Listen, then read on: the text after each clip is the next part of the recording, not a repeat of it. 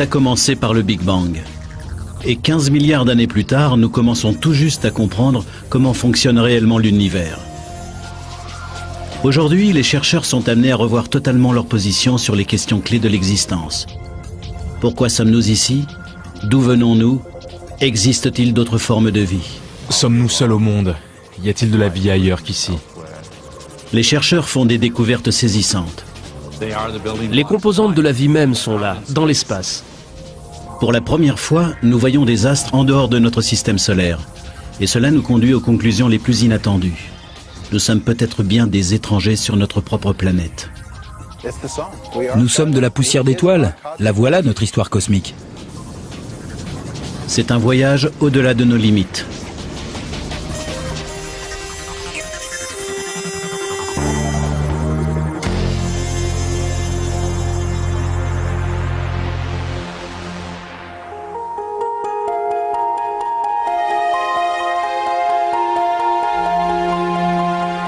Depuis des temps immémoriaux, l'homme s'est tourné vers le ciel en se demandant s'il y avait quelqu'un ou quelque chose dans l'au-delà. L'astronome Carl Sagan a un jour posé la question: quelle est la notion la plus effrayante, celle d'extraterrestres venus d'ailleurs ou celle de notre absolue solitude dans cet immense univers? Le docteur Eric Becklin, astrophysicien à l'UCLA, poursuit une quête fondamentale. Il recherche des signes de vie au-delà de notre planète. Si la vie existe sous une forme quelconque dans l'univers qui nous entoure, elle est bien difficile à identifier. D'après le docteur Becklin, ce sont les traces d'hydrogène et de carbone qu'il faut chercher, car ce sont les composants essentiels de toute forme de vie connue. Des scientifiques ont établi que le meilleur endroit à explorer, c'est au-delà du spectre visible, dans le monde de l'infrarouge, là où la vie est chaleur et où la chaleur est lumière.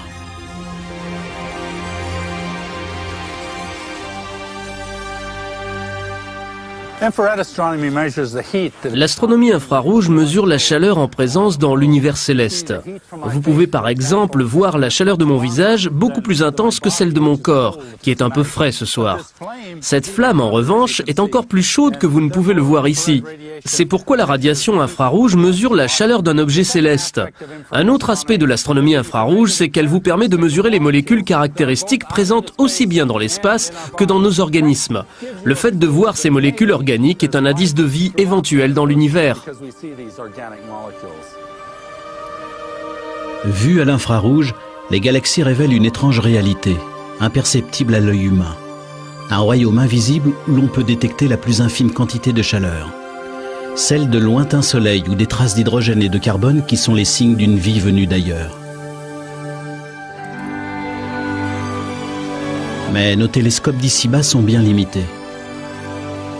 La vapeur d'eau contenue dans notre atmosphère fait obstacle à la lumière infrarouge. Aucune montagne n'est assez grande, aucun sommet assez élevé pour vaincre cette barrière. Le seul moyen de percevoir le monde caché de l'infrarouge, c'est de se placer au-delà des nuages pour l'observer. Récemment, le docteur Becklin a envisagé une approche radicalement différente du problème qui mène l'astronomie infrarouge aux confins de notre planète.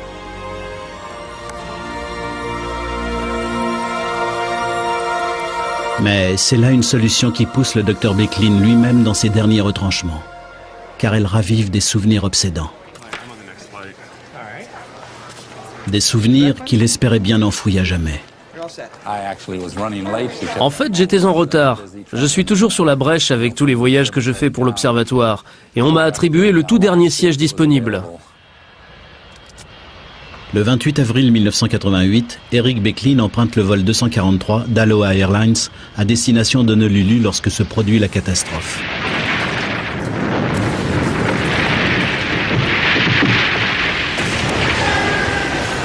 Juste au-dessus de son siège, la carlingue commence à se déchirer.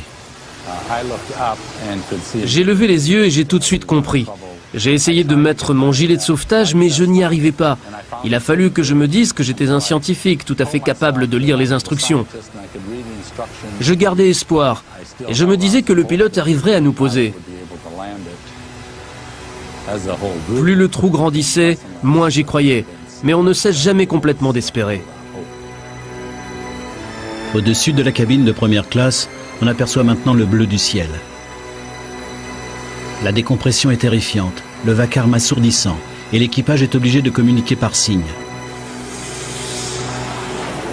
L'avion est secoué dans tous les sens, mais après bien des difficultés, le pilote parvient à le poser en catastrophe. Il y a un mort et de nombreux blessés. Le docteur Becklin, lui, est sain et sauf.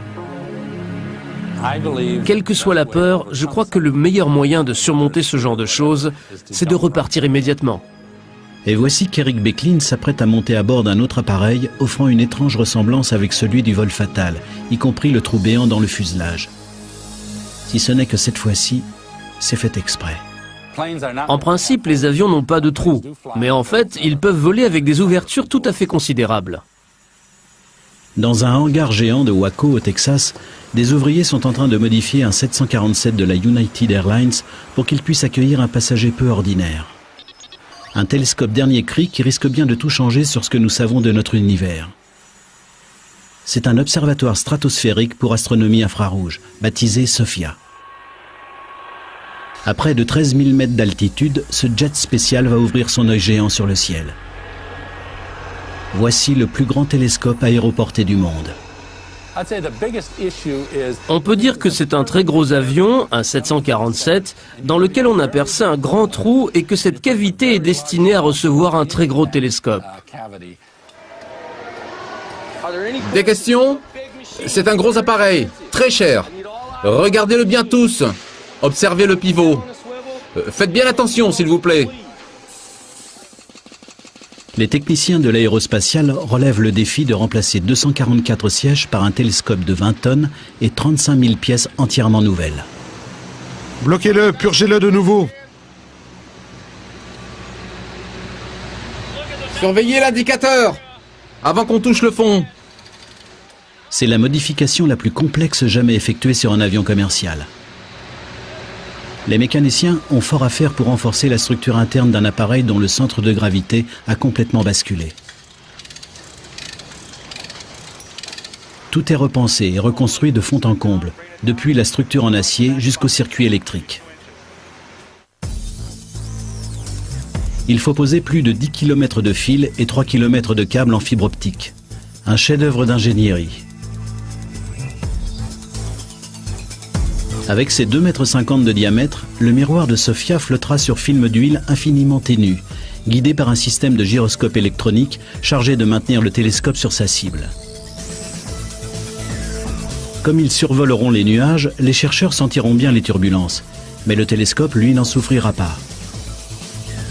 Et ce qu'il y a de mieux, c'est que tout ce système fonctionnera comme n'importe quel vol, décollant et atterrissant le même jour.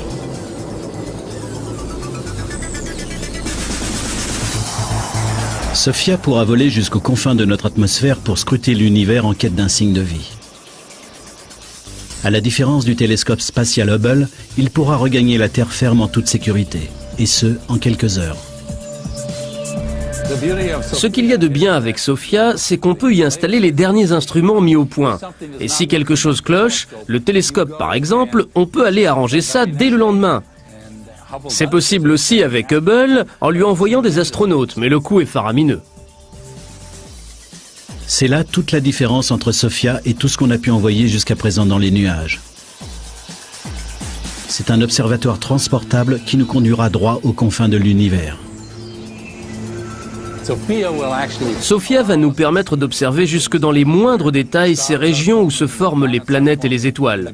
Et peut-être allons-nous enfin avoir des indices sérieux à propos de matériaux organiques sur une autre planète.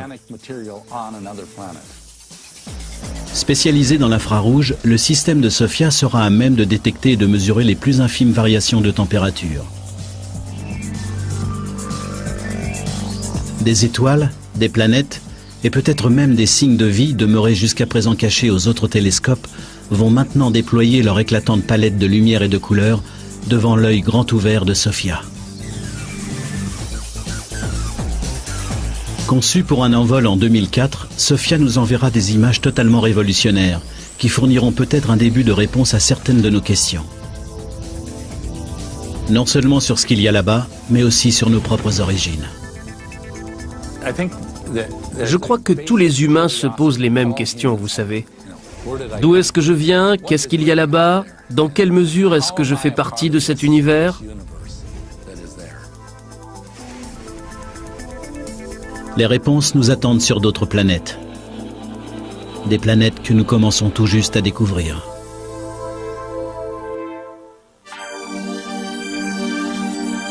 Le docteur Roger Angel, astrophysicien, veut savoir où sont-ils tous ces extraterrestres. À supposer que l'univers grouille d'autres formes de vie intelligentes, on pourrait se demander pourquoi ces êtres ne sont pas venus nous voir. Tandis que Sophia cherche des traces de vie extraterrestre, le docteur Angel se met en quête des lieux où elle pourrait se développer. Le genre de planète susceptible d'abriter cette vie. Et pour mieux scruter les mondes au-delà de notre système solaire, il travaille à un nouveau télescope tout à fait remarquable. Il ne vole pas, il n'est pas basé dans l'espace, mais à sa façon il sera peut-être plus révolutionnaire encore. Le docteur Angel étudie un usage radicalement différent des miroirs pour une élimination à grande échelle du reflet, permettant aux chercheurs de sonder l'espace en quête de planètes similaires à la nôtre.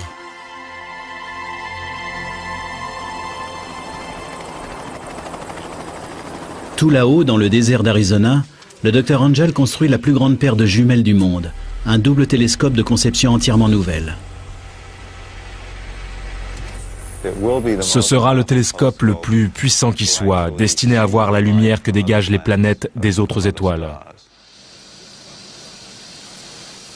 Mais comment construire le plus vaste assemblage de miroirs au monde? 2 plaques de verre géantes pesant plusieurs tonnes et ne présentant pas la moindre aspérité. À l'université d'Arizona, le Dr Angel et une équipe du laboratoire Steward ont élaboré une solution de l'air spatial. Les miroirs présenteront une structure en nid d'abeilles géant avec plus de 1600 alvéoles hexagonales en fibre céramique, semblables aux écrans solaires de la navette spatiale. Des tonnes de verre borosilicate de haute qualité sont nettoyées et méticuleusement inspectées, puis soigneusement déposées sur le moule. Le futur miroir brille comme un diamant brut, tandis que l'on descend doucement le couvercle du four. Les éléments de chauffage sont allumés. La température s'élève à plus de 1100 degrés Celsius, la chaleur nécessaire à la transformation de ces tonnes de verre en une vitre géante. Chaque phase est assistée par ordinateur, et le responsable du four gère les ordinateurs et toute l'opération.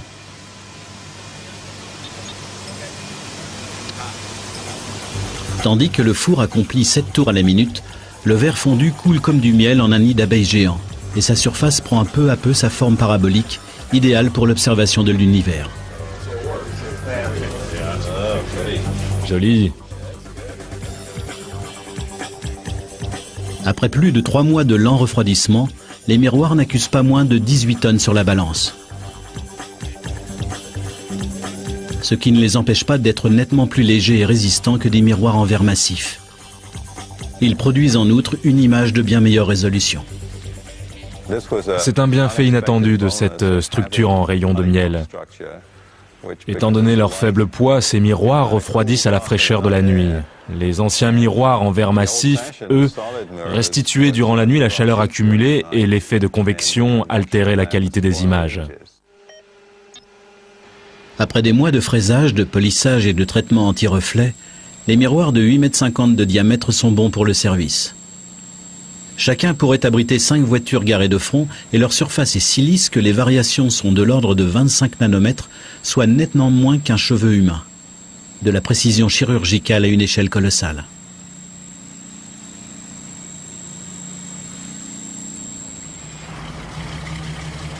Lorsque le grand télescope binoculaire, appelé aussi LBT, sera installé sur le point stratégique du mont Graham, il sera 10 fois plus puissant et plus précis que le télescope Hubble, notre observatoire le plus sophistiqué à l'heure actuelle.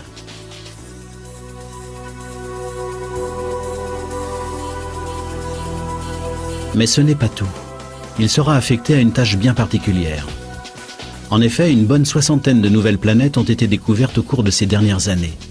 Mais on ne les a pas vraiment vues.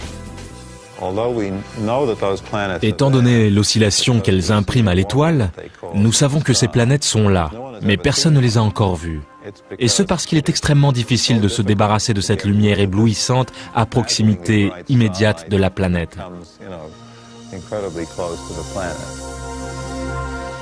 Le LBT sera équipé d'un interféromètre, un dispositif qui permet en quelque sorte d'éteindre la lumière des étoiles. Les ondes lumineuses seront coupées en deux puis reconstituées en déphasées. Juste ce qu'il faut pour plonger l'étoile dans le noir et nous permettre de voir enfin les planètes voisines en direct. Un peu comme à travers de gigantesques lunettes de soleil. Si l'on peut isoler la lumière d'une planète comparable à la Terre en étudiant son spectre, on peut voir ce qui se trouve dans son atmosphère. On peut alors en déduire que si la planète a des océans et de l'oxygène, ce serait un sérieux indice de vie. On repère facilement l'oxygène. Il laisse derrière lui des signes révélateurs, véritables cicatrices à la surface de la planète. Au commencement, l'oxygène a été l'un des composants essentiels de l'atmosphère terrienne il y a quelques 2 milliards d'années, lorsqu'une sorte de limon verdâtre a recouvert la planète. À ce moment-là, la vie a complètement chamboulé l'atmosphère en l'emplissant d'oxygène. Car l'oxygène est un composant chimique extrêmement corrosif. Il oxyde tout. C'est ainsi que la vie a commencé par transformer radicalement les rochers sur Terre. C'est la vie qui a créé les somptueuses couleurs du Grand Canyon.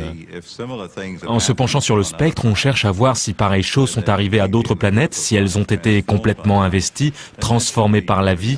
Cela se voit.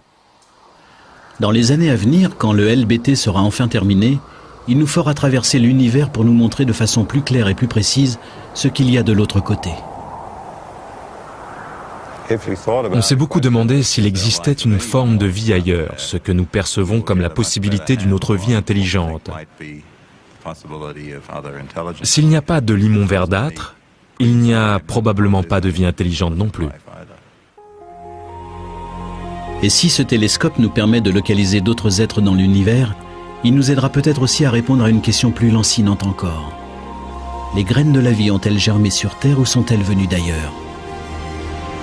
Chaque année, plus de 40 000 tonnes de débris, de météores et de comètes percutent l'atmosphère de la Terre. Serait-il possible que des chercheurs accèdent au secret de nos origines cachées dans la tête d'une comète ?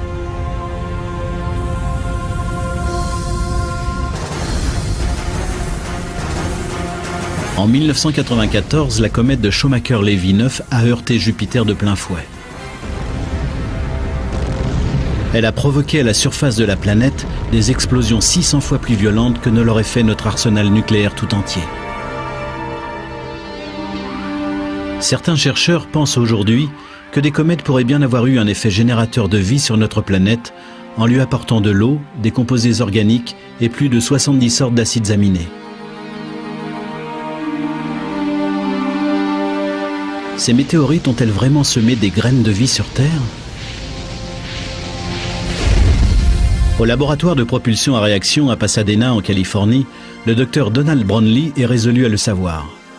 Il est le principal investigateur de la mission la plus audacieuse de la NASA à ce jour.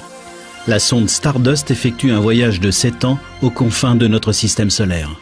Nous cherchons en fait à savoir pourquoi nous sommes ici et comment nous y sommes arrivés. La sonde Stardust va rejoindre une comète et recueillir de la poussière dans sa chevelure. Nous pensons qu'il s'agit en fait de poussière d'étoiles, c'est-à-dire de matériaux provenant d'autres étoiles qui, il y a 4,5 milliards d'années, ont donné naissance à des comètes. Décollage de la sonde Stardust, chargée de collecter des éléments sur la formation de notre système solaire.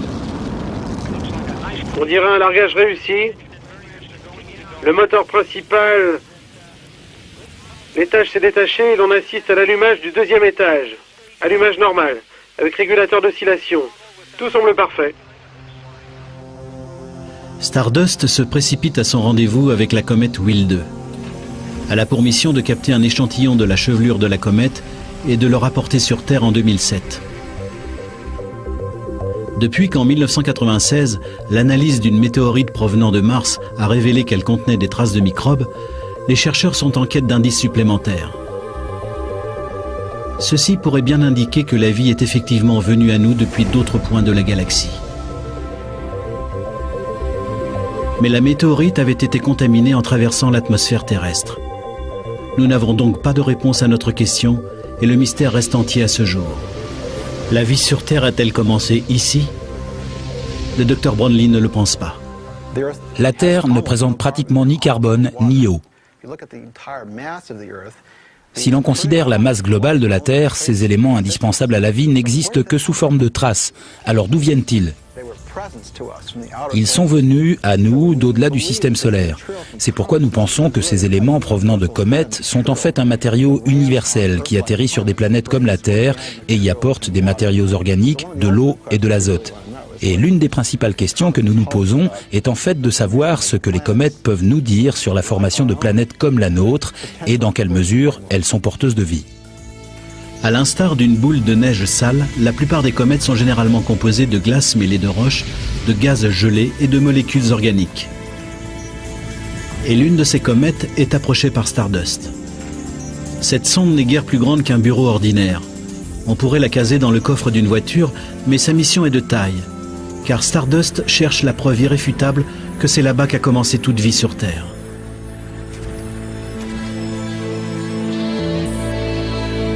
Pour la première fois depuis que l'homme a marché sur la Lune, des chercheurs tentent de rapporter un morceau venu de l'espace. Mais ce ne sera pas chose facile. Car durant 7 longues années, Stardust devra vaincre le périlleux barrage des débris stellaires. C'est un minuscule voyageur qui tente de naviguer à travers le terrain miné de l'espace, là où tout peut arriver.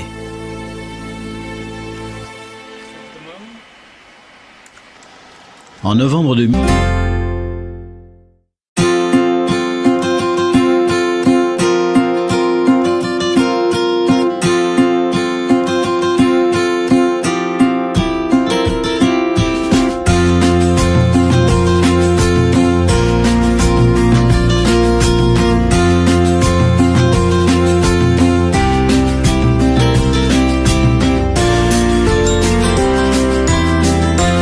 Quelques mois seulement après avoir commencé sa mission, Stardust survole la Terre en vue d'une manœuvre d'assistance gravitationnelle destinée à propulser la sonde dans l'espace lorsque se produit le cauchemar. Stardust ne répond plus. Ce matin-là, Amy Wallen, membre de l'équipe, arrive de bonne heure à son travail et apprend la mauvaise nouvelle. Il y a rarement quelqu'un ici avant 7h30. Nous arrivons tous aux alentours de 8h. Quand je suis arrivé dans le hall, il y avait déjà du monde qui essayait de comprendre ce qui clochait. Au moment de la prise de contact prévue avec la sonde, nous n'avons pas obtenu de signal. Rien. Le vide. Plus le temps passait, plus on était inquiet. Ce que l'équipe ne savait pas, c'est qu'à la suite d'une violente éruption solaire, Stardust avait été heurté de plein fouet par une tempête de plasma. Cela faisait des années que Ray Newburn, qui dirige le service de la formation image, n'avait rien vu de tel. Cela faisait 11 ans que je n'avais pas vu d'éruption solaire de cette envergure. C'était vraiment quelque chose de colossal. Quand ce genre de phénomène se produit sur le Soleil, cela équivaut à l'explosion de milliards de bombes H. Submergé par une vague de protons à haute énergie, le système de navigation du vaisseau spatial est aveuglé. Incapable de s'orienter, Stardust se met en mode de sauvegarde et attend. Nous n'avions aucune idée de l'issue à envisager. Nous pouvions seulement constater que le patient était mal en point. Nous ne savions pas s'il allait survivre. Finalement, 24 heures plus tard, Stardust a envoyé un signal qui a été capté par Deep Space Network, le programme chargé d'écouter les sondes spatiales. C'est-à-dire 3 antennes géantes situées en des points stratégiques du globe afin que, quelle que soit la position de la Terre, l'une d'entre elles soit toujours dans le champ du vaisseau spatial. Au bout de 4 jours, Stardust s'est réinstallé et le contact est rétabli. Hé, Amy, regarde un peu ce truc-là, à l'écran. La sonde envoie des images illustrant ce qu'elle a subi. Un bombardement massif de radiation solaire. On assiste ici à l'inquiétant spectacle de millions de protons portés par la dernière rafale de vent solaire. Mais là, après avoir frôlé la catastrophe, Stardust est à nouveau opérationnel et vogue à travers le système solaire.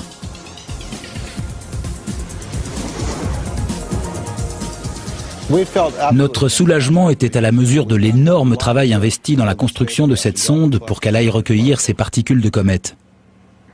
Aujourd'hui, la mission de Stardust reste la même et tous ses outils sont demeurés en place. Parmi eux, une sorte d'épuisette unique en son genre, remplie d'aérogel. le solide le moins dense qui ait jamais été créé, destiné à capter un minuscule morceau de comète. L'aérogel, c'est 99,99% d'air et 0,01% de dioxyde de silicium. Bien que ses composants soient les mêmes que ceux du verre ordinaire, il est 1000 fois plus léger. Tel un mur fait à partir de rien, l'aérogel est le parfait isolant. À tel point qu'il a été utilisé pour la mission Rover sur Mars et la Station spatiale internationale. C'est un matériau absolument extraordinaire. Sa densité n'est que 10 fois supérieure à celle de l'air. Certains appellent ça de la fumée gelée. C'est une matière en fait très résistante pour son poids. Mais comme ça ne pèse pratiquement rien, il faut la manipuler avec beaucoup de précautions, sinon ça casse. C'est d'ailleurs parce qu'il est aussi friable que l'aérogel peut capter des particules. C'est pour ça qu'elles peuvent pénétrer cette matière. Et voilà, c'est ce qui devait arriver. Ce matériau est là et il n'y est déjà plus. Les capteurs équipés d'aérogel vont se déployer lorsque Stardust approchera de la comète à une vitesse 6 fois supérieure à celle d'une balle de revolver. La tâche est vraiment délicate. Les débris de comète seront piégés dans cette toile d'aérogel qui fondra à leur contact, préservant et protégeant la fragile poussière d'étoiles comme si elle était coulée dans du verre.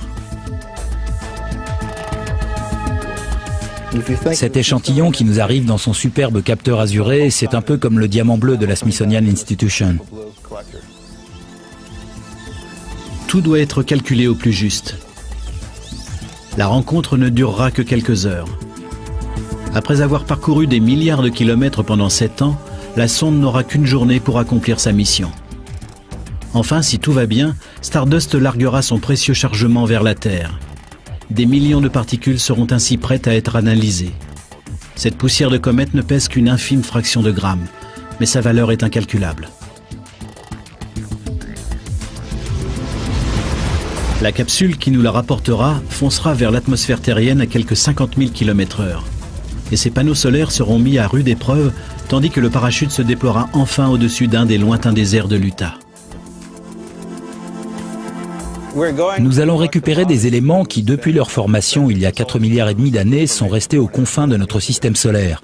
Ils ont été magnifiquement préservés par le froid puisqu'ils ont toujours été tenus à l'écart du Soleil. Nous supposons que les particules issues de la chevelure de la comète captée par Stardust sont en quelque sorte les cubes de construction des planètes superbement conservés dans le congélateur du temps de notre système solaire. Mais c'est aussi une merveilleuse histoire puisque, d'une certaine manière, nous partons à la recherche de nos ancêtres. En fait, Stardust a déjà commencé à soulever le voile sur ce mystère. Les données réunies et analysées par le spectromètre embarqué à son bord ont déjà révélé des choses étonnantes. Des particules spatiales présentant les propriétés de grosses molécules organiques semblables au goudron ou au charbon, des substances organiques présentes sur Terre. Les chercheurs qui commencent juste à traiter ces données pensent qu'il pourrait bien s'agir là de composants majeurs du bouillon de culture dont sont issues toutes les créatures d'ici-bas.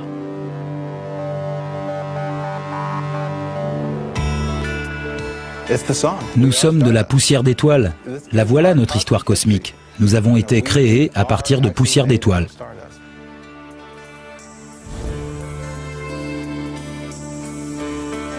En 2007, lorsque le vaisseau spatial rentrera, le Dr Brownlee et son équipe espèrent trouver la preuve que des comètes porteuses de matériaux organiques pourraient fort bien s'être écrasées sur la Terre. Ces comètes qui seraient ainsi à l'origine de la vie. Pour ces chercheurs, cela représenterait le comble de l'ironie. Nous sommes à la recherche d'extraterrestres, alors qu'en fait nous serions des extraterrestres sur notre propre planète. Mais ces molécules organiques sont-elles arrivées seulement sur la Terre, ou bien ont-elles été réparties à travers toute la galaxie? C'est ainsi que la réponse à une question débouche sur un nouveau mystère. Et si ces graines de vie avaient également pris racine ailleurs?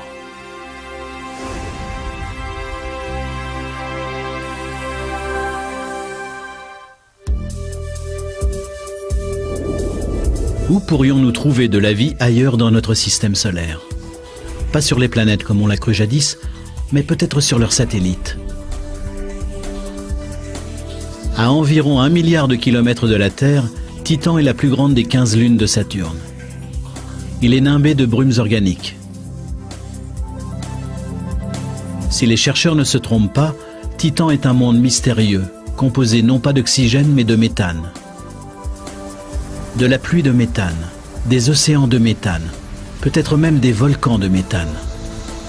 Le méthane est le plus simple des composés organiques connus pour être à l'origine de l'apparition de la vie. Jonathan Loughnane, astronome, pense que sur Titan, le paysage ne doit ressembler à aucun autre. Pourtant, curieusement, il n'est pas impossible que ce soit une étrange variante de notre Terre. Tout devait y être très rouge. Il ne doit pas y faire complètement sombre, un peu comme le crépuscule sur Terre. Peut-être y a-t-il des rivières creusées dans la glace par le méthane. Peut-être leurs rives présentent-elles des zones de dépôt organique rouges. En fait, s'il existe une forme de vie primitive sur Titan, voire une forme antérieure à la vie, peut-être utilise-t-elle l'énergie contenue dans certains de ces dépôts. C'est vraisemblablement un endroit assez exotique, mais comprenant comme notre planète, terre, mer, nuages et ciel. Titan pourrait nous offrir une sorte d'arrêt sur image de la Terre juste avant que la vie ne s'y soit développée. Une sonde spatiale est actuellement en route pour étudier cette lune. Mais le docteur John Loveday, chercheur, est trop impatient pour attendre les résultats. Aussi, il recrée Titan sur Terre. Avant toute chose, on commence par tout refroidir. C'est ce qu'on est en train de faire ici. En fait, nous sommes à même d'étudier ce qui se passe sur les matières qui existent probablement sur Titan. On en est toujours au refroidissement. Il faut à peu près 5 minutes pour atteindre moins 200 degrés.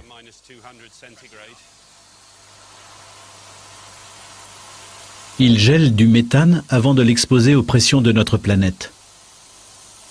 Son objectif est de recréer le cœur de glace de Titan pour l'analyser avec l'un des instruments les plus performants. Ici, en Angleterre, au laboratoire Rutherford Appleton, non loin d'Oxford, le docteur Loveday soumet le méthane gelé aux forces d'Isis, la plus grande machine à fragmenter les neutrons au monde. Un microscope atomique géant capable de dévoiler les secrets moléculaires. Le docteur Loveday place un échantillon de méthane gelé entre les mâchoires de diamant d'un étau géant. Dans ce réservoir, la pression est de... Puis, il le soumet à une force de compression équivalent à 3 locomotives. 4 tonnes, 5 tonnes, 6 et 12 tonnes. Notre échantillon est maintenant chargé. Nous avons là une certaine pression. La pression au centre de Titan est de l'ordre de 30 à 50 000 atmosphères. Si l'on comprend ce qui se passe pour l'hydrate de méthane à pareille pression, cela nous renseignera sur la façon dont Titan a pu se former et sur le type de processus mis en œuvre en son centre lors de cette formation.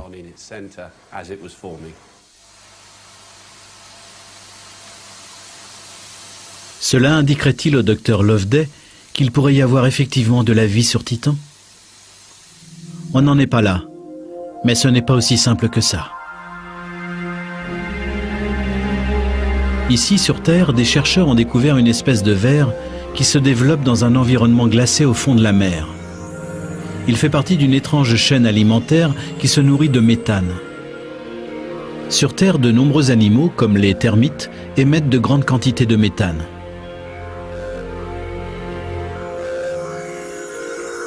Se pourrait-il que sur Titan, quelque chose dégage du méthane dans l'atmosphère? Y aurait-il de la vie sur ce lointain satellite de Saturne?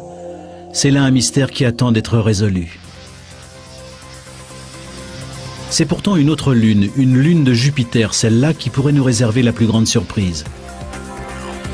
Elle s'appelle Europe. Les chercheurs pensent que sa calotte de glace recouvre de gigantesques océans. On considère ces océans, enfermés sous 150 km de glace, comme l'un des meilleurs indices de vie extraterrestre.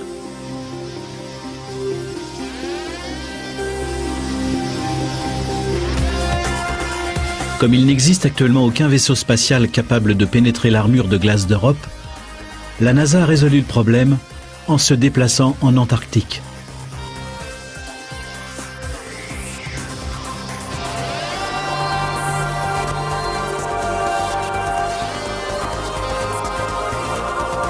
À 1000 km du pôle sud, au point le plus froid de la Terre, une équipe de chercheurs internationaux a établi des similitudes avec Europe. À 4 km sous les glaces de l'Antarctique, s'étend une masse d'eau aussi vaste que le lac Ontario.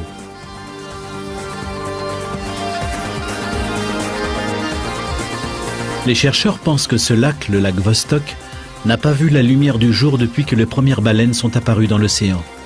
C'était il y a 35 à 40 millions d'années.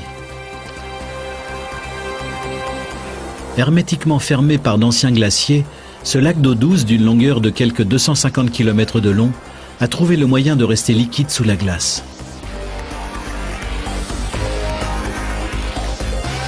Plus étonnant encore, Canan Ellis Evans, le microbiologiste gallois, pense que le lac Vostok pourrait receler lui-même d'anciennes formes de vie, des créatures que l'homme n'a encore jamais vues.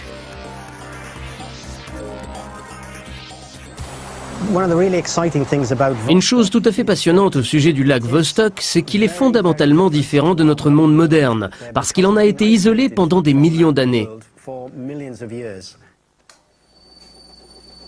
Des efforts sont actuellement mis en œuvre pour explorer ce monde sous-marin pour la première fois.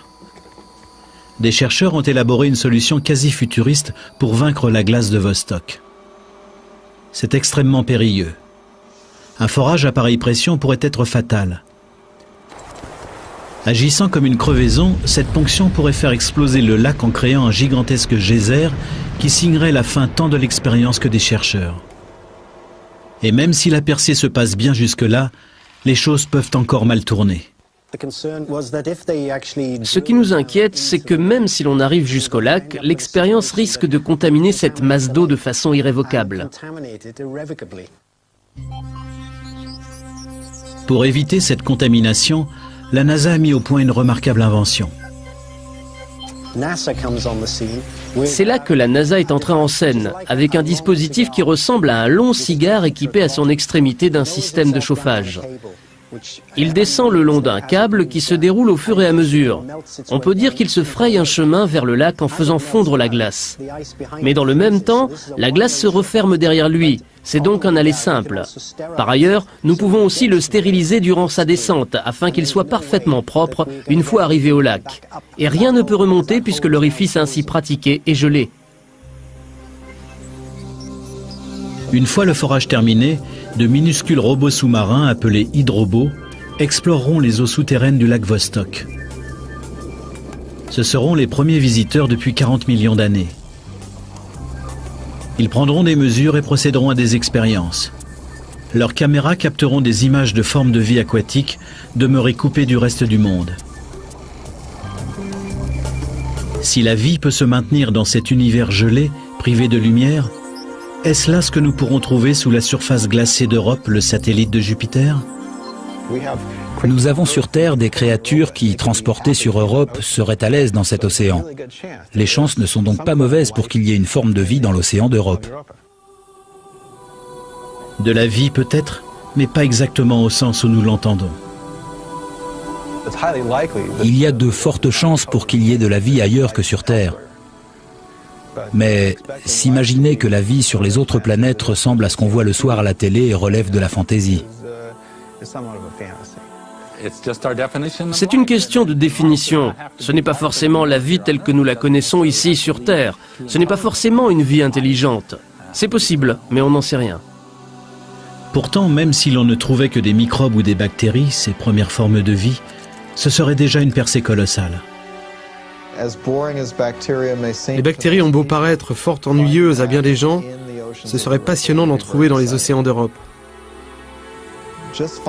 Si l'on trouvait ne serait-ce que certains types de molécules, cela constituerait déjà une réponse à la question ancestrale de savoir si l'origine de la vie relève du miracle ou si elle fait partie de l'évolution du cosmos. Tant de questions restent encore ouvertes. Mais il semble que notre univers nous en réserve bien plus encore, et que les seuls indices soient renfermés dans des particules que l'on ne peut ni voir ni toucher. C'est là un monde invisible qui recèle peut-être la clé de toute création. Reste que plus de 90% de la matière de l'univers connu nous échappe. Les chercheurs nous disent que ce doit être là. Alors où donc? Cela s'appelle la matière noire. C'est le tissu manquant du cosmos, et il n'existe pas de plus grand mystère. D'où vient toute cette matière? Peut-elle nous renseigner sur nos origines? Deux expériences très élaborées apportent peut-être quelques réponses.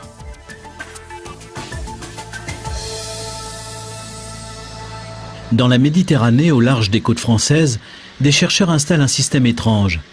Un télescope électronique placé tout au fond de l'eau qui promet de nous révéler quelque chose d'impossible à voir. Les neutrinos, ces messagers issus des confins du cosmos. Les neutrinos sont les particules les plus abondantes qui soient. Il n'y a qu'un problème, c'est qu'ils sont pratiquement invisibles. Ces émissaires des zones les plus sombres de l'espace se déplacent librement, sans que la matière ou le magnétisme leur fassent obstacle. Ils peuvent pratiquement traverser toute chose. C'est pourquoi ils se déplacent toujours en ligne droite. Si les astronomes pouvaient les dépister, ils nous mèneraient droit à leurs invisibles origines, et peut-être même aux nôtres. Susan Cartwright, astrophysicienne, espère qu'en suivant la trace des neutrinos, nous finirons peut-être par résoudre le mystère de notre place dans l'univers. Vous et moi, nous ne sommes que des impuretés. Nous sommes des composants tout à fait mineurs. L'essentiel de l'univers est une chose que nous n'avons pas encore identifiée et que nous ne pouvons pas voir. Nous espérons que les neutrinos vont faire office de messagers depuis le cœur de ce processus et qu'ils vont nous dire ce qui se passe.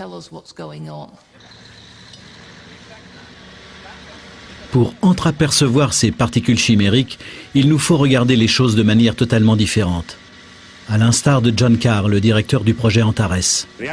L'objectif du projet Antares est de voir des neutrinos venus de l'espace. Nous allons procéder à cette expérience en mer à une profondeur de 2500 mètres au large des côtes de Toulon.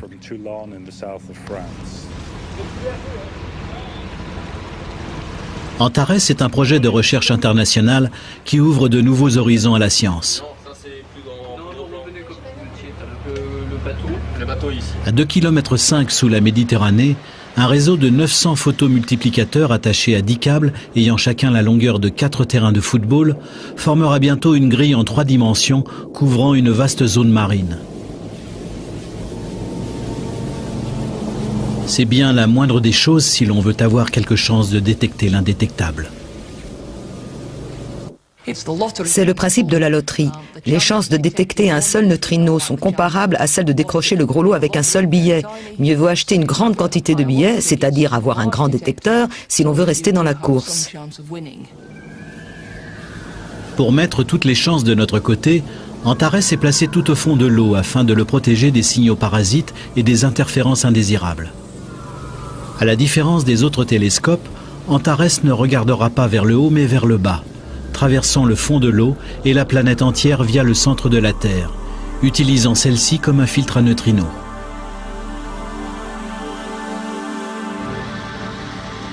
Antares sera toujours incapable de voir ces particules invisibles. Il détectera en revanche un signe de leur passage, un sous-produit appelé muon. En traversant le détecteur, chaque muon laisse dans son sillage une trace de lumière bleue et brillante, un peu comme la marque d'un avion à réaction dans le ciel. Un minuscule indice qui nous met sur la voie du neutrino, alors qu'il poursuit sa course à travers la Voie lactée.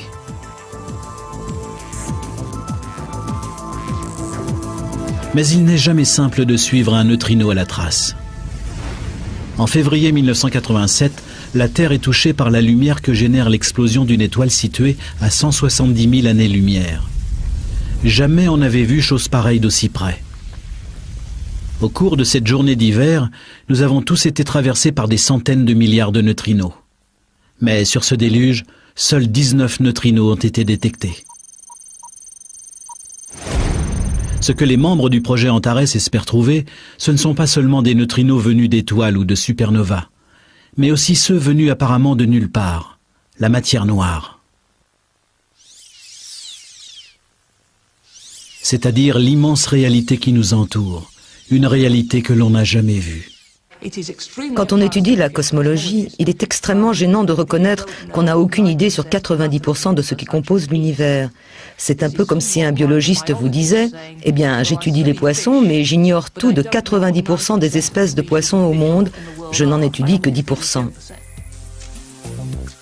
La spéculation des astronomes, c'est que les neutrinos nous conduisent à cette partie manquante de l'univers. En fait, ils commencent à penser que les neutrinos se sont mis en situation de constituer l'essentiel de la matière noire. Si c'est le cas, ils détiennent peut-être bien la clé de notre existence, de l'existence de toute chose. À quelques centaines de kilomètres plus au nord a lieu une autre expérience remarquable. Tout est résumé autour d'une gigantesque machine qui s'étend le long de la frontière de 2 pays et qui coûte 5 milliards de dollars. Tout cela pour trouver une autre particule, le boson de Higgs. Certains disent qu'elle n'existe pas. D'autres que c'est le premier élément constitutif de l'univers. Ils disent que c'est la particule de Dieu.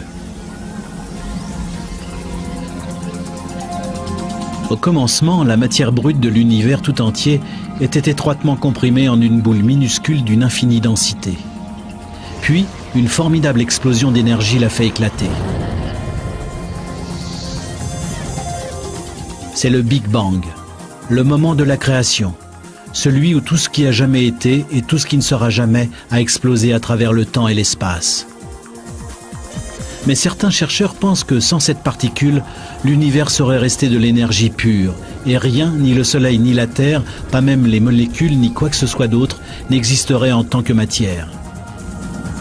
Ils pensent que la particule divine a transformé l'énergie en substance. Sans cela, aucun d'entre nous n'aurait de corps. Nous ne serions que de l'énergie, se déplaçant à la vitesse de la lumière. D'après la physicienne Felicitas Pos, une fois que nous aurons compris ce qu'est exactement cette particule mythique et comment elle fonctionne, nous commencerons à comprendre comment nous sommes arrivés ici. Jusqu'à présent, cette particule n'était qu'une théorie. Mais aujourd'hui, les chercheurs se sont mis en quête de la chose en question et s'en retournent à l'aube de la création pour la trouver. À 8 km de Genève, l'équipe internationale du CERN met au point l'expérience la plus audacieuse dans l'histoire de l'humanité.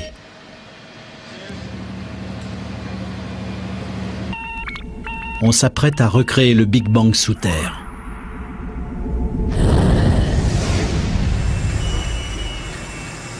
Un accélérateur de particules presque aussi vaste que l'île de Manhattan devrait bientôt venir à bout des mystères microscopiques de l'univers.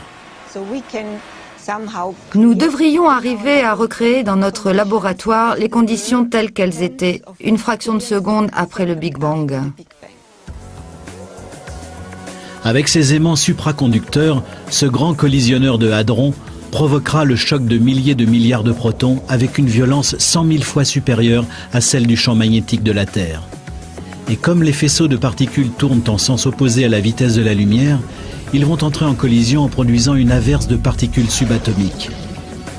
L'énergie de cet impact avoisine la force du Big Bang originel.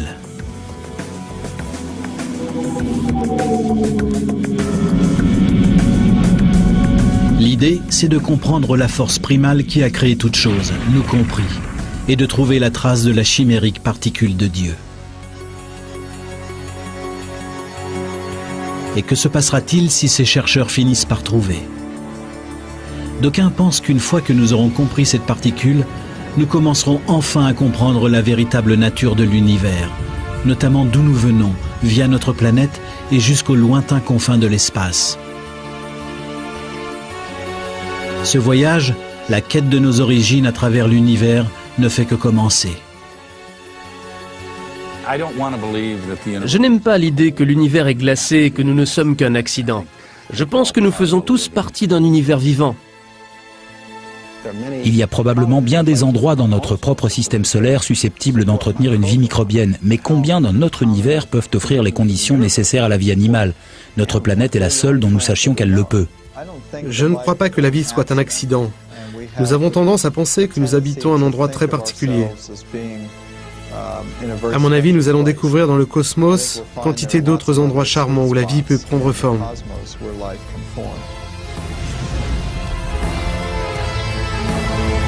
Il fut un temps où nous ne faisions qu'un. Et plus la science nous fait progresser, plus nous approchons de cette découverte. Peut-être nos origines ne sont-elles pas si étranges que cela.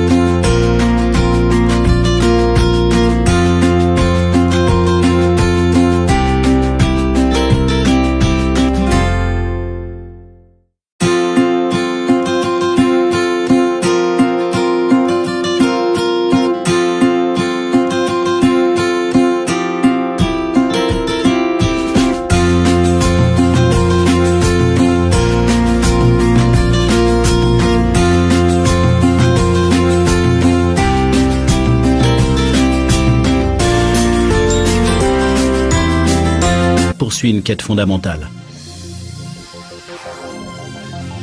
Il recherche des signes de vie au-delà de notre planète.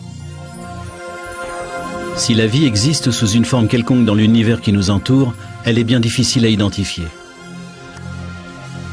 D'après le docteur Becklin, ce sont les traces d'hydrogène et de carbone qu'il faut chercher, car ce sont les composants essentiels de toute forme de vie connue. Des scientifiques ont établi que le meilleur endroit à explorer, c'est au-delà du spectre visible, dans le monde de l'infrarouge, là où la vie est chaleur et où la chaleur est lumière.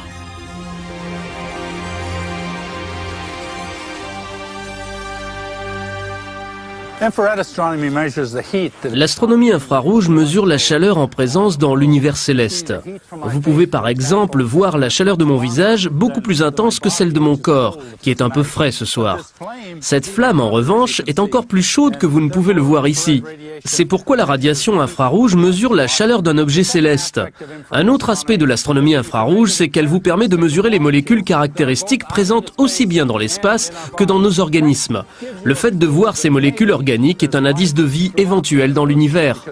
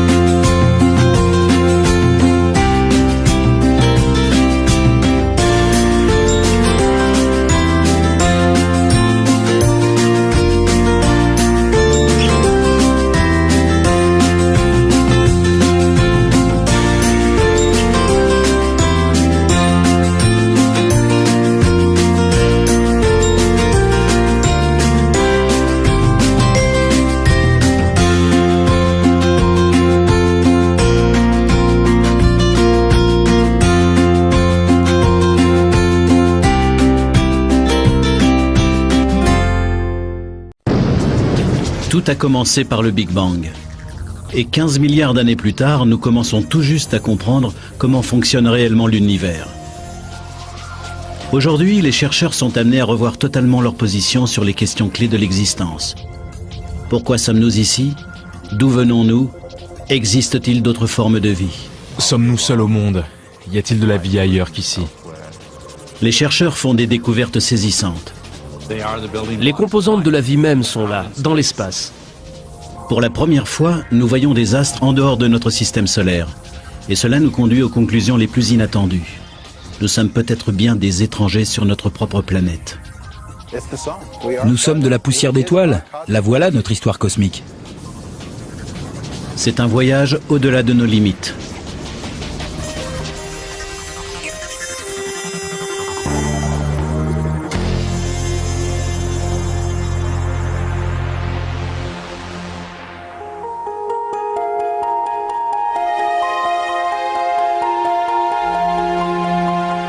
Depuis des temps immémoriaux, l'homme s'est tourné vers le ciel en se demandant s'il y avait quelqu'un ou quelque chose dans l'au-delà. L'astronome Carl Sagan a un jour posé la question: quelle est la notion la plus effrayante, celle d'extraterrestres venus d'ailleurs ou celle de notre absolue solitude dans cet immense univers? Le docteur Eric Becklin, astrophysicien à l'UCLA, Avec tous les voyages que je fais pour l'observatoire, et on m'a attribué le tout dernier siège disponible. Le 28 avril 1988, Eric Becklin emprunte le vol 243 d'Aloha Airlines à destination d'Honolulu lorsque se produit la catastrophe.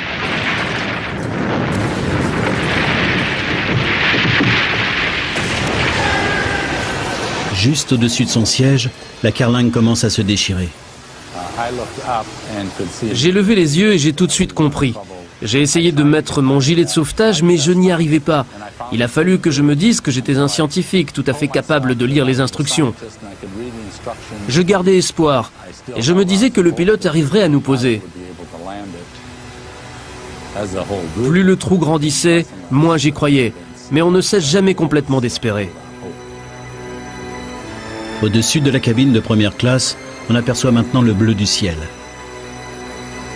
La décompression est terrifiante, le vacarme assourdissant, et l'équipage est obligé de communiquer par signes. L'avion est secoué dans tous les sens, mais après bien des difficultés, le pilote parvient à le poser en catastrophe.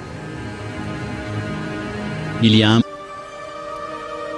Vues à l'infrarouge, les galaxies révèlent une étrange réalité, imperceptible à l'œil humain. Un royaume invisible où l'on peut détecter la plus infime quantité de chaleur. Celle de lointains soleils ou des traces d'hydrogène et de carbone qui sont les signes d'une vie venue d'ailleurs. Mais nos télescopes d'ici-bas sont bien limités.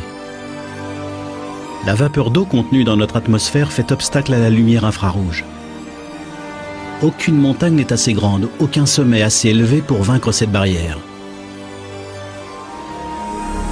Le seul moyen de percevoir le monde caché de l'infrarouge, c'est de se placer au-delà des nuages pour l'observer. Récemment, le Dr Becklin a envisagé une approche radicalement différente du problème qui mène l'astronomie infrarouge aux confins de notre planète.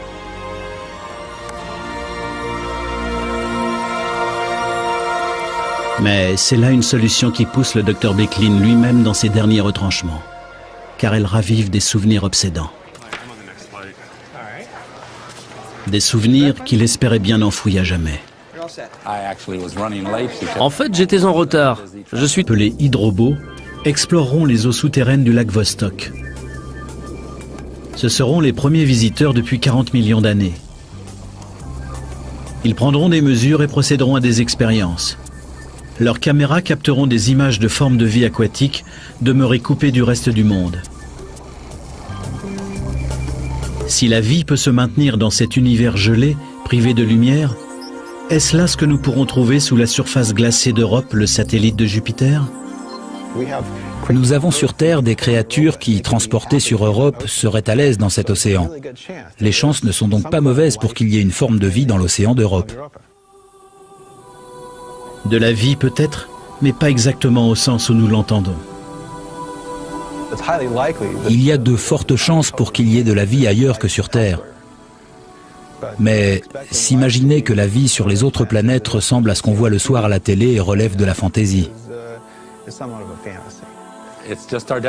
C'est une question de définition. Ce n'est pas forcément la vie telle que nous la connaissons ici sur Terre. Ce n'est pas forcément une vie intelligente. C'est possible, mais on n'en sait rien. Pourtant, même si l'on ne trouvait que des microbes ou des bactéries, ces premières formes de vie, ce serait déjà une percée colossale. Les bactéries ont beau paraître fort ennuyeuses à bien des gens, ce serait passionnant d'en trouver dans les océans d'Europe. Si l'on trouvait ne serait-ce que certains types de molécules, cela constituerait déjà une réponse à la question ancestrale de savoir si l'origine de la vie relève du miracle ou si elle fait partie de l'évolution du cosmos. Tant de questions restent encore ouvertes. Mais il semble que notre univers nous en réserve bien plus encore, et que les seuls indices soient renfermés dans des particules que l'on ne peut ni voir ni toucher. C'est là un monde invisible qui recèle peut-être la clé de toute création. Reste que plus de 90% de la matière de l'univers connu nous échappe. Les chercheurs nous disent que ce doit être là. Alors où donc? Cela s'appelle la matière noire. C'est le tissu manquant du cosmos, et il n'existe pas de plus grand mystère. D'où vient toute cette matière? Peut-elle nous renseigner sur nos origines? Deux expériences très élaborées apportent peut-être quelques réponses.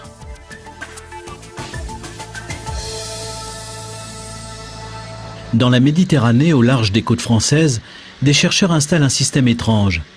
Un télescope électronique placé tout au fond de l'eau qui promet de nous révéler quelque chose d'impossible à voir. Les neutrinos, ces messagers issus des confins du cosmos. Les neutrinos sont les particules les plus abondantes qui soient. Il n'y a qu'un problème, c'est qu'ils sont pratiquement invisibles. Et ces panneaux solaires seront mis à rude épreuve tandis que le parachute se déploiera enfin au-dessus d'un des lointains déserts de l'Utah. Nous allons récupérer des éléments qui, depuis leur formation il y a 4,5 milliards d'années, sont restés aux confins de notre système solaire. Ils ont été magnifiquement préservés par le froid puisqu'ils ont toujours été tenus à l'écart du Soleil. Nous supposons que les particules issues de la chevelure de la comète captée par Stardust sont en quelque sorte les cubes de construction des planètes superbement conservés dans le congélateur du temps de notre système solaire. Mais c'est aussi une merveilleuse histoire puisque, d'une certaine manière, nous partons à la recherche de nos ancêtres. En fait, Stardust a déjà commencé à soulever le voile sur ce mystère. Les données réunies et analysées par le spectromètre embarqué à son bord ont déjà révélé des choses étonnantes. Des particules spatiales présentant les propriétés de grosses molécules organiques semblables au goudron ou au charbon, des substances organiques présentes sur Terre. Les chercheurs qui commencent juste à traiter ces données pensent qu'il pourrait bien s'agir là de composants majeurs du bouillon de culture dont sont issues toutes les créatures d'ici-bas.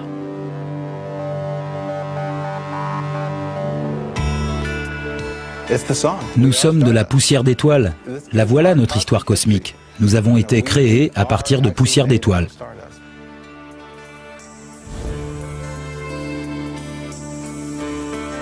En 2007, lorsque le vaisseau spatial rentrera, le Dr Brownlee et son équipe espèrent trouver la preuve que des comètes porteuses de matériaux organiques pourraient fort bien s'être écrasées sur la Terre. Ces comètes qui seraient ainsi à l'origine de la vie. Pour ces chercheurs, cela représenterait le comble de l'ironie. Nous sommes à la recherche d'extraterrestres, alors qu'en fait nous serions des extraterrestres sur notre propre planète. Mais ces molécules organiques sont-elles arrivées seulement sur la Terre, ou bien ont-elles été réparties à travers toute la galaxie? C'est ainsi que la réponse à une question débouche sur un nouveau mystère. Et si ces graines de vie avaient également pris racine ailleurs?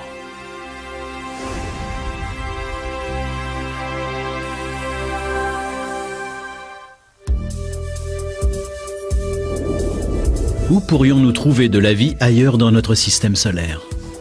Pas sur les planètes comme on l'a cru jadis, mais peut-être sur leurs satellites.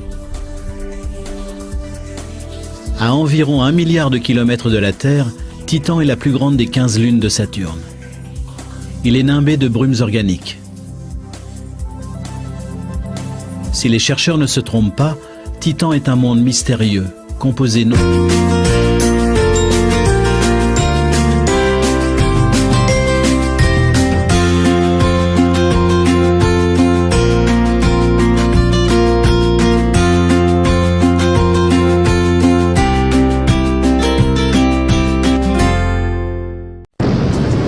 Tout a commencé par le Big Bang. Et 15 milliards d'années plus tard, nous commençons tout juste à comprendre comment fonctionne réellement l'univers. Aujourd'hui, les chercheurs sont amenés à revoir totalement leur position sur les questions clés de l'existence. Pourquoi sommes-nous ici? D'où venons-nous? Existe-t-il d'autres formes de vie? Sommes-nous seuls au monde? Y a-t-il de la vie ailleurs qu'ici? Les chercheurs font des découvertes saisissantes. Les composantes de la vie même sont là, dans l'espace. Pour la première fois, nous voyons des astres en dehors de notre système solaire. Et cela nous conduit aux conclusions les plus inattendues. Nous sommes peut-être bien des étrangers sur notre propre planète. Nous sommes de la poussière d'étoiles. La voilà notre histoire cosmique. C'est un voyage au-delà de nos limites.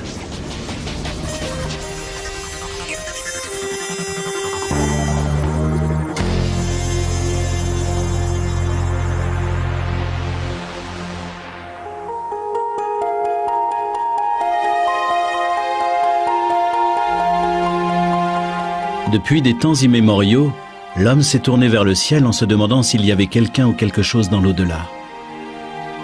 L'astronome Carl Sagan a un jour posé la question: quelle est la notion la plus effrayante, celle d'extraterrestres venus d'ailleurs ou celle de notre absolue solitude dans cet immense univers? Le docteur Eric Becklin, astrophysicien à l'UCLA, poursuit une quête fondamentale.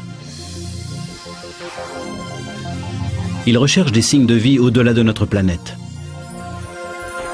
Si la vie existe sous une forme quelconque dans l'univers qui nous entoure, elle est bien difficile à identifier. D'après le docteur Becklin, ce sont les traces d'hydrogène et de carbone qu'il faut chercher, car ce sont les composants essentiels de toute forme de vie connue.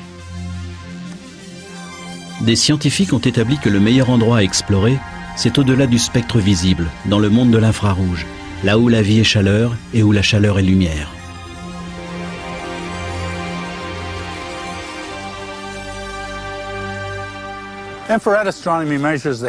L'astronomie infrarouge mesure la chaleur en présence dans l'univers céleste. Vous pouvez par exemple voir la chaleur de mon visage beaucoup plus intense que celle de mon corps, qui est un peu frais ce soir. Cette flamme, en revanche, est encore plus chaude que vous ne pouvez le voir ici. C'est pourquoi la radiation infrarouge mesure la chaleur d'un objet céleste. Un autre aspect de l'astronomie infrarouge, c'est qu'elle vous permet de mesurer les molécules caractéristiques présentes. Les chercheurs pensent que ce lac, le lac Vostok, n'a pas vu la lumière du jour depuis que les premières baleines sont apparues dans l'océan. C'était il y a 35 à 40 millions d'années. Hermétiquement fermé par d'anciens glaciers, ce lac d'eau douce d'une longueur de quelques 250 km de long a trouvé le moyen de rester liquide sous la glace. Plus étonnant encore, Canan Ellis Evans, le microbiologiste gallois, pense que le lac Vostok pourrait receler lui-même d'anciennes formes de vie, des créatures que l'homme n'a encore jamais vues.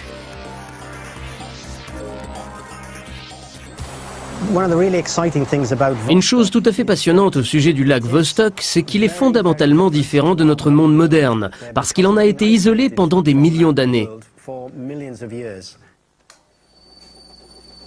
Des efforts sont actuellement mis en œuvre pour explorer ce monde sous-marin pour la première fois. Des chercheurs ont élaboré une solution quasi futuriste pour vaincre la glace de Vostok. C'est extrêmement périlleux. Un forage à pareille pression pourrait être fatal.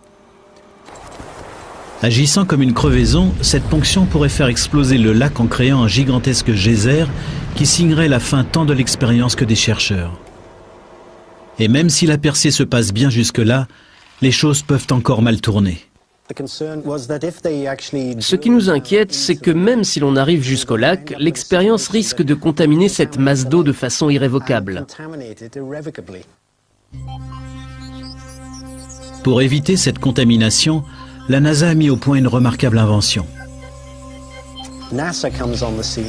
C'est là que la NASA est entrée en scène, avec un dispositif qui ressemble à un long cigare équipé à son extrémité d'un système de chauffage.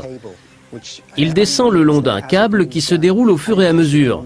On peut dire qu'il se fraye un chemin vers le lac en faisant fondre la glace.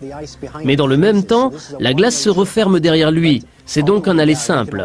Par ailleurs, nous pouvons aussi le stériliser durant sa descente afin qu'il soit parfaitement propre une fois arrivé au lac. Et rien ne peut remonter puisque l'orifice ainsi pratiqué est gelé. Une fois le forage terminé, de minuscules robots sous-marins appelés hydrobots exploreront les eaux souterraines du lac Vostok. Ce seront les premiers visiteurs depuis 40 millions d'années. Ils prendront des mesures et procéderont à des expériences. Leurs caméras capteront des images de formes de vie aquatiques demeurées coupées du reste du monde. Si la vie peut se maintenir dans cet univers gelé, privé de lumière, est-ce là ce que nous pourrons trouver sous la surface glacée d'Europe, le satellite de Jupiter? Nous avons...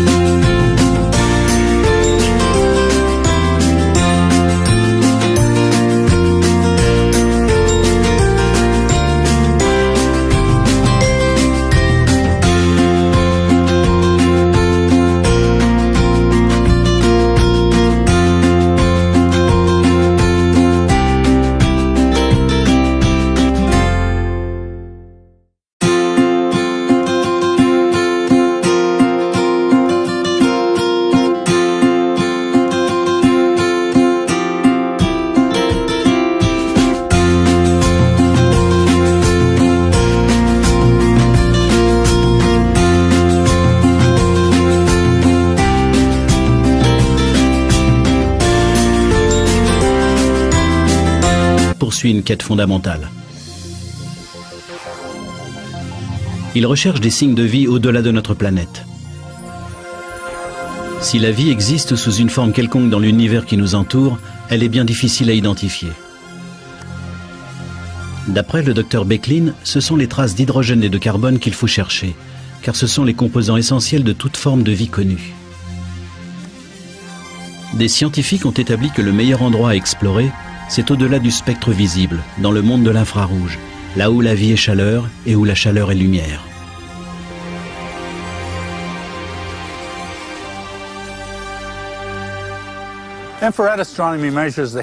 L'astronomie infrarouge mesure la chaleur en présence dans l'univers céleste. Vous pouvez par exemple voir la chaleur de mon visage beaucoup plus intense que celle de mon corps, qui est un peu frais ce soir. Cette flamme, en revanche, est encore plus chaude que vous ne pouvez le voir ici. C'est pourquoi la radiation infrarouge mesure la chaleur d'un objet céleste. Un autre aspect de l'astronomie infrarouge, c'est qu'elle vous permet de mesurer les molécules caractéristiques présentes aussi bien dans l'espace que dans nos organismes. Le fait de voir ces molécules organiques est un indice. Plus étonnant encore, Canan Ellis Evans, le microbiologiste gallois, pense que le lac Vostok pourrait recéler lui-même d'anciennes formes de vie, des créatures que l'homme n'a encore jamais vues.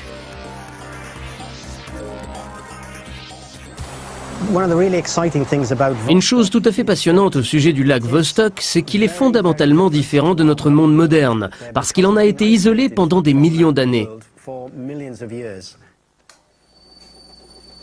Des efforts sont actuellement mis en œuvre pour explorer ce monde sous-marin pour la première fois. Des chercheurs ont élaboré une solution quasi futuriste pour vaincre la glace de Vostok. C'est extrêmement périlleux. Un forage à pareille pression pourrait être fatal. Agissant comme une crevaison, cette ponction pourrait faire exploser le lac en créant un gigantesque geyser qui signerait la fin tant de l'expérience que des chercheurs. Et même si la percée se passe bien jusque-là, les choses peuvent encore mal tourner. Ce qui nous inquiète, c'est que même si l'on arrive jusqu'au lac, l'expérience risque de contaminer cette masse d'eau de façon irrévocable.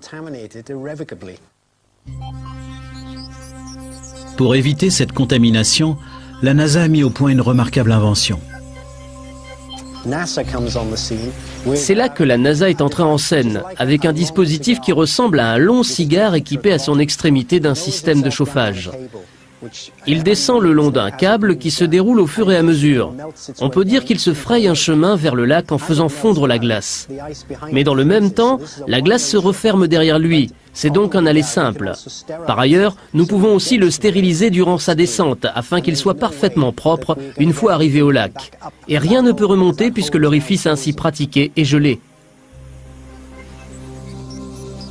Une fois le forage terminé, de minuscules robots sous-marins appelés hydrobots exploreront les eaux souterraines du lac Vostok. Ce seront les premiers visiteurs depuis 40 millions d'années. Ils prendront des mesures et procéderont à des expériences. Leurs caméras capteront des images de formes de vie aquatiques demeurées coupées du reste du monde. Si la vie peut se maintenir dans cet univers gelé, privé de lumière, est-ce là ce que nous pourrons trouver sous la surface glacée d'Europe, le satellite de Jupiter? Nous avons sur Terre des créatures qui, transportées sur Europe, seraient à l'aise dans cet océan. Les chances ne sont donc pas mauvaises pour qu'il y ait une forme de vie dans l'océan d'Europe. De la vie peut-être, mais pas exactement au sens où nous l'entendons. Il y a de fortes chances pour qu'il y ait de la vie ailleurs que sur Terre. Mais s'imaginer que la vie sur les autres planètes ressemble à ce qu'on voit le soir à la télé... Voir le monde caché de l'infrarouge, c'est de se placer au-delà des nuages pour l'observer. Récemment, le docteur Becklin a envisagé une approche radicalement différente du problème qui mène l'astronomie infrarouge aux confins de notre planète.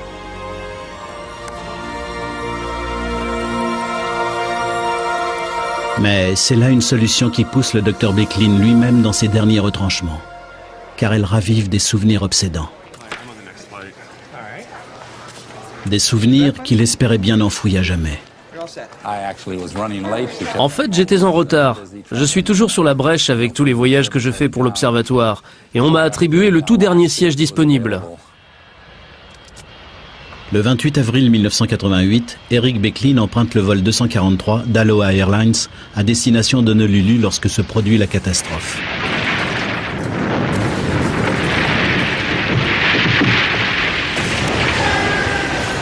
Juste au-dessus de son siège, la carlingue commence à se déchirer. J'ai levé les yeux et j'ai tout de suite compris. J'ai essayé de mettre mon gilet de sauvetage, mais je n'y arrivais pas. Il a fallu que je me dise que j'étais un scientifique tout à fait capable de lire les instructions. Je gardais espoir et je me disais que le pilote arriverait à nous poser. Plus le trou grandissait, moins j'y croyais. Mais on ne cesse jamais complètement d'espérer. Au-dessus de la cabine de première classe, on aperçoit maintenant le bleu du ciel. La décompression est terrifiante, le vacarme assourdissant, et l'équipage est obligé de communiquer par signes. L'avion est secoué dans tous les sens, mais après bien des difficultés, le pilote parvient à le poser en catastrophe. Il y a un mort et de nombreux blessés.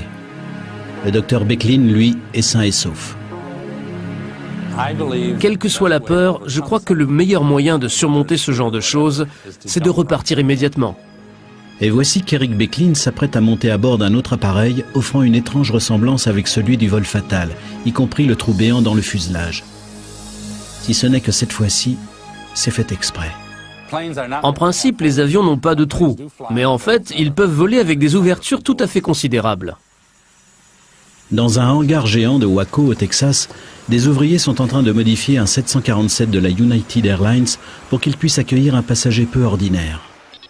Un télescope dernier cri qui risque bien de tout changer sur ce que nous savons de notre univers. C'est un observatoire stratosphérique pour astronomie infrarouge, baptisé SOFIA. À près de 13 000 mètres d'altitude, ce jet spécial va ouvrir son œil géant sur le ciel. Voici le plus grand télescope aéroporté du monde. On peut dire que c'est un très gros avion.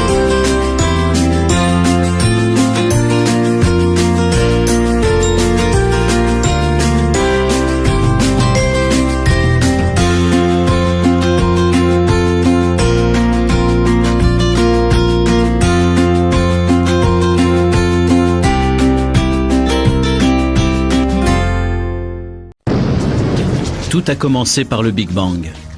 Et 15 milliards d'années plus tard, nous commençons tout juste à comprendre comment fonctionne réellement l'univers. Aujourd'hui, les chercheurs sont amenés à revoir totalement leur position sur les questions clés de l'existence. Pourquoi sommes-nous ici? D'où venons-nous? Existe-t-il d'autres formes de vie? Sommes-nous seuls au monde? Y a-t-il de la vie ailleurs qu'ici? Les chercheurs font des découvertes saisissantes. Les composantes de la vie même sont là, dans l'espace. Pour la première fois, nous voyons des astres en dehors de notre système solaire. Et cela nous conduit aux conclusions les plus inattendues. Nous sommes peut-être bien des étrangers sur notre propre planète. Nous sommes de la poussière d'étoiles. La voilà notre histoire cosmique. C'est un voyage au-delà de nos limites.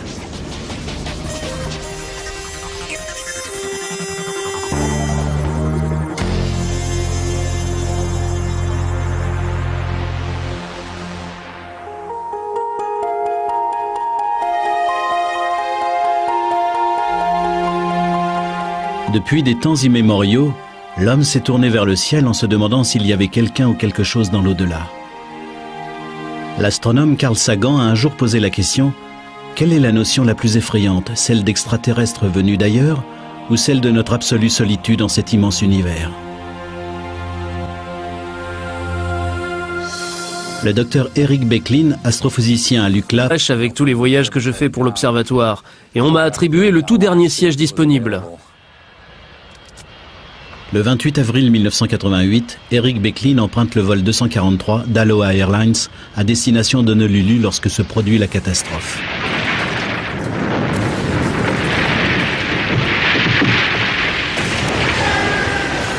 Juste au-dessus de son siège, la carlingue commence à se déchirer.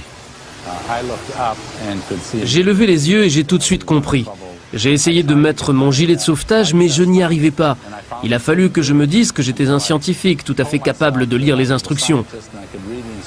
Je gardais espoir et je me disais que le pilote arriverait à nous poser. Plus le trou grandissait, moins j'y croyais. Mais on ne cesse jamais complètement d'espérer. Au-dessus de la cabine de première classe, on aperçoit maintenant le bleu du ciel.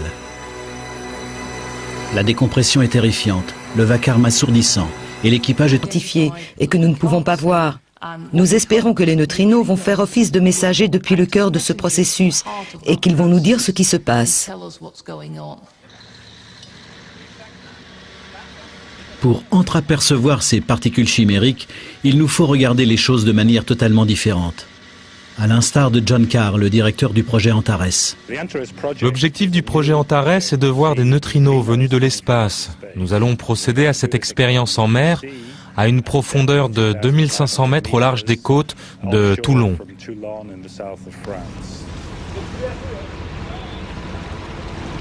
Antares est un projet de recherche international qui ouvre de nouveaux horizons à la science.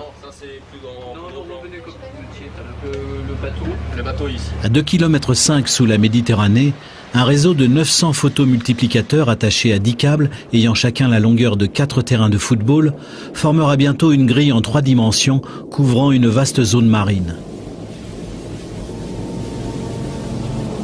C'est bien la moindre des choses si l'on veut avoir quelque chance de détecter l'indétectable. C'est le principe de la loterie. Les chances de détecter un seul neutrino sont comparables à celles de décrocher le gros lot avec un seul billet. Mieux vaut acheter une grande quantité de billets, c'est-à-dire avoir un grand détecteur, si l'on veut rester dans la course. Pour mettre toutes les chances de notre côté, Antares est placé tout au fond de l'eau afin de le protéger des signaux parasites et des interférences indésirables. À la différence des autres télescopes, Antares ne regardera pas vers le haut mais vers le bas, traversant le fond de l'eau et la planète entière via le centre de la Terre, utilisant celle-ci comme un filtre à neutrinos.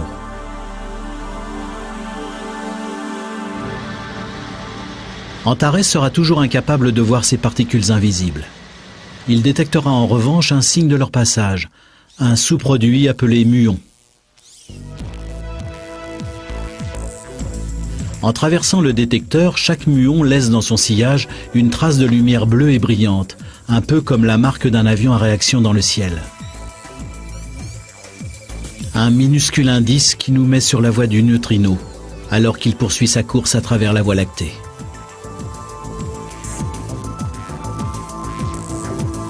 Mais il n'est jamais simple de suivre un neutrino à la trace.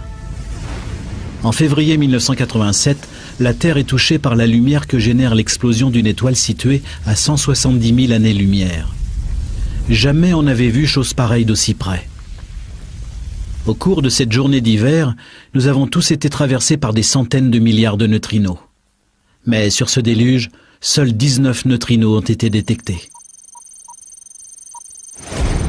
Ce que les membres du projet Antares espèrent trouver, ce ne sont un double télescope de conception entièrement nouvelle.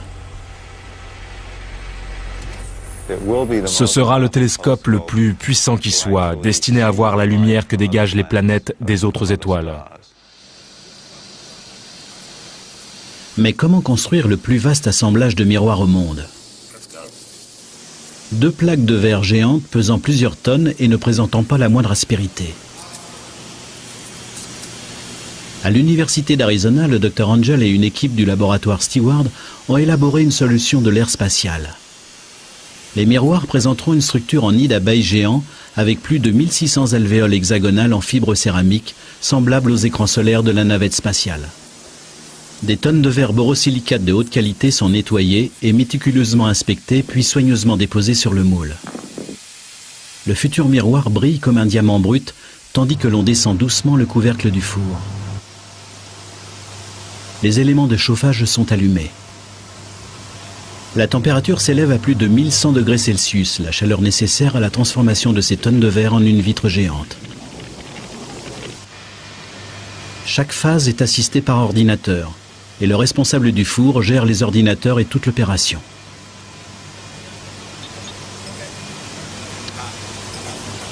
Tandis que le four accomplit 7 tours à la minute, le verre fondu coule comme du miel en un nid d'abeilles géant, et sa surface prend peu à peu sa forme parabolique, idéal pour l'observation de l'univers.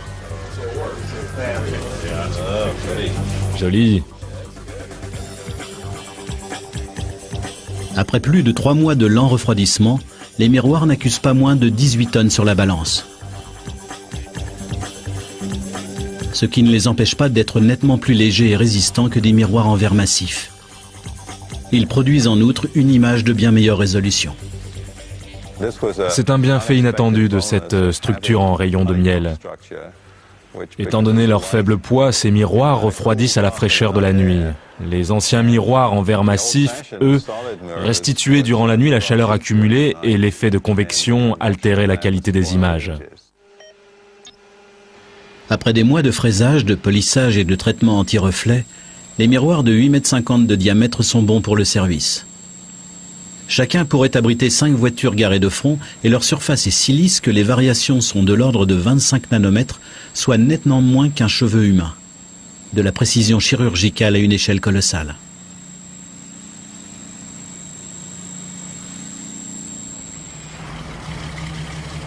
Lorsque le grand télescope binoculaire, appelé aussi LBT, sera installé sur le point stratégique du mont Graham, il sera 10 fois plus puissant et plus précis que le télescope Hubble, notre observatoire le plus sophistiqué à l'heure actuelle. Plus intense que celle de mon corps, qui est un peu frais ce soir. Cette flamme, en revanche, est encore plus chaude que vous ne pouvez le voir ici. C'est pourquoi la radiation infrarouge mesure la chaleur d'un objet céleste. Un autre aspect de l'astronomie infrarouge, c'est qu'elle vous permet de mesurer les molécules caractéristiques présentes aussi bien dans l'espace que dans nos organismes. Le fait de voir ces molécules organiques est un indice de vie éventuelle dans l'univers. Vues à l'infrarouge, les galaxies révèlent une étrange réalité, imperceptible à l'œil humain. Un royaume invisible où l'on peut détecter la plus infime quantité de chaleur. Celle de lointains soleils ou des traces d'hydrogène et de carbone qui sont les signes d'une vie venue d'ailleurs. Mais nos télescopes d'ici-bas sont bien limités. La vapeur d'eau contenue dans notre atmosphère fait obstacle à la lumière infrarouge. Aucune montagne n'est assez grande, aucun sommet assez élevé pour vaincre cette barrière. Le seul moyen de percevoir le monde caché de l'infrarouge, c'est de se placer au-delà des nuages pour l'observer. Récemment, le Dr Becklin a envisagé une approche radicalement différente du problème qui mène l'astronomie infrarouge aux confins de notre planète.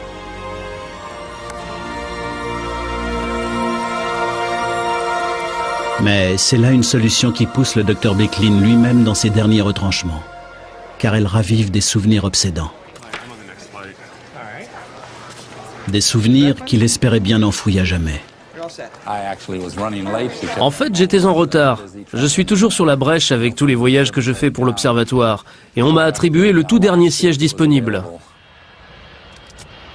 Le 28 avril 1988, Eric Becklin emprunte le vol 243 d'Aloha Airlines à destination d'Honolulu lorsque se produit la catastrophe.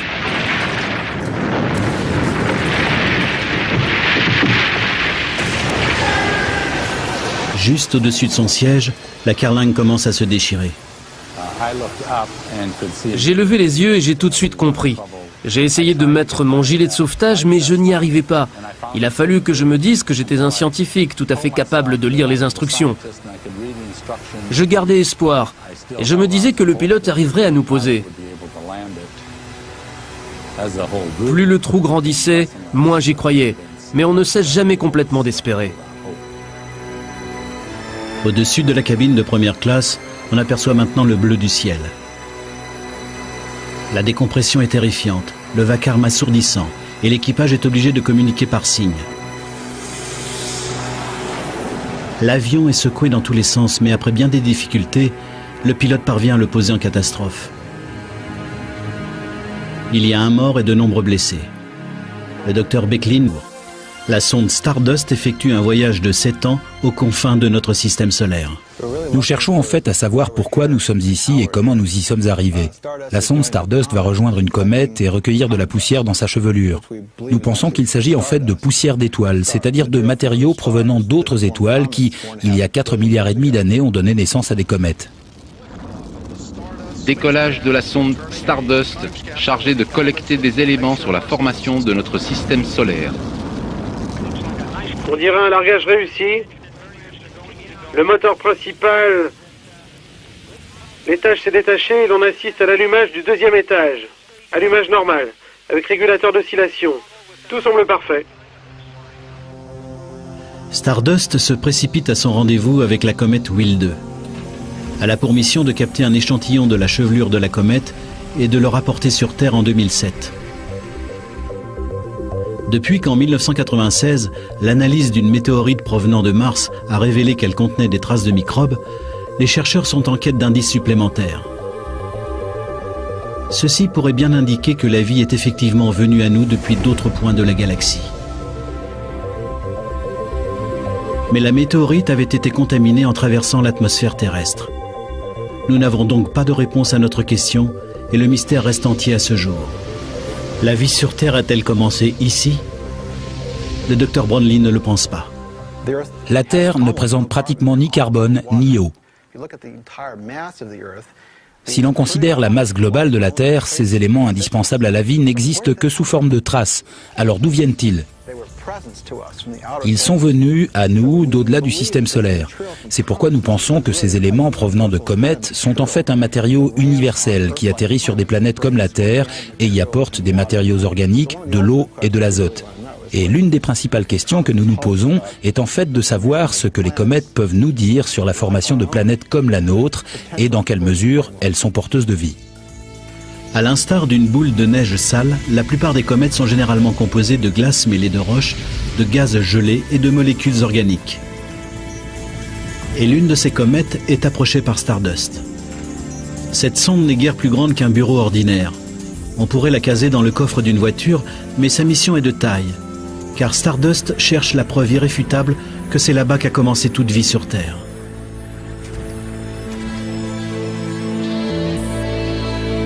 Pour la première fois depuis que l'homme a marché sur la Lune, des chercheurs tentent de rapporter un morceau venu de l'espace. Mais ce ne sera pas chose facile. Car durant 7 longues années, Stardust devra vaincre le périlleux barrage des débris stellaires. C'est un minuscule voyageur qui tente de naviguer à travers le terrain miné de l'espace. Il est fondamentalement différent de notre monde moderne, parce qu'il en a été isolé pendant des millions d'années. Des efforts sont actuellement mis en œuvre pour explorer ce monde sous-marin pour la première fois. Des chercheurs ont élaboré une solution quasi futuriste pour vaincre la glace de Vostok. C'est extrêmement périlleux. Un forage à pareille pression pourrait être fatal. Agissant comme une crevaison, cette ponction pourrait faire exploser le lac en créant un gigantesque geyser qui signerait la fin tant de l'expérience que des chercheurs. Et même si la percée se passe bien jusque-là, les choses peuvent encore mal tourner. Ce qui nous inquiète, c'est que même si l'on arrive jusqu'au lac, l'expérience risque de contaminer cette masse d'eau de façon irrévocable. Pour éviter cette contamination, la NASA a mis au point une remarquable invention. C'est là que la NASA est entrée en scène, avec un dispositif qui ressemble à un long cigare équipé à son extrémité d'un système de chauffage. Il descend le long d'un câble qui se déroule au fur et à mesure. On peut dire qu'il se fraye un chemin vers le lac en faisant fondre la glace. Mais dans le même temps, la glace se referme derrière lui. C'est donc un aller simple. Par ailleurs, nous pouvons aussi le stériliser durant sa descente afin qu'il soit parfaitement propre une fois arrivé au lac. Et rien ne peut remonter puisque l'orifice ainsi pratiqué est gelé. Une fois le forage terminé, de minuscules robots sous-marins appelés hydrobots exploreront les eaux souterraines du lac Vostok. Ce seront les premiers visiteurs depuis 40 millions d'années. Ils prendront des mesures et procéderont à des expériences. Leurs caméras capteront des images de formes de vie aquatiques demeurées coupées du reste du monde. Si la vie peut se maintenir dans cet univers gelé, privé de lumière, est-ce là ce que nous pourrons trouver sous la surface glacée d'Europe, le satellite de Jupiter? Nous avons sur Terre des créatures qui, transportées sur Europe, seraient à l'aise dans cet océan. Les chances ne sont donc pas mauvaises pour qu'il y ait une forme de vie dans l'océan d'Europe. De la vie peut-être, mais pas exactement au sens où nous l'entendons. Il y a de fortes chances pour qu'il y ait de la vie ailleurs que sur Terre. Mais s'imaginer que la vie sur les autres planètes ressemble à ce qu'on voit le soir à la télé relève de la fantaisie. C'est une question de définition. Ce n'est pas forcément la vie telle que nous la connaissons ici sur Terre. Ce n'est pas forcément une vie intelligente. C'est possible, mais on n'en sait rien. Pourtant, même si l'on ne trouvait que des microbes ou des bactéries, ces premières formes de vie,